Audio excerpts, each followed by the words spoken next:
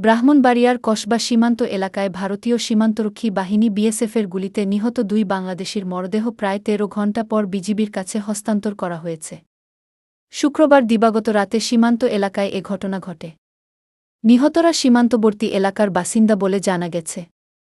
স্থানীয় সূত্রে জানা যায়, গভীর রাতে সীমান্তের নিকটবর্তী এলাকায় গেলে বিএসএফ সদস্যরা তাদের লক্ষ্য করে গুলি চালায়। এতে ঘটনাস্থলেই ২ জন নিহত হন। ঘটনার পর মরদেহ দুটি ভারতীয় সীমান্তে পড়ে থাকায় দীর্ঘ সময় ধরে উত্তেজনা বিরাজ করে। পরে বিজিবি ও বিএসএফের পতাকা বৈঠকের মাধ্যমে শনিবার সকালে প্রায় ১৩ ঘণ্টা পর মরদেহ দুটি বাংলাদেশের কাছে হস্তান্তর করা হয়।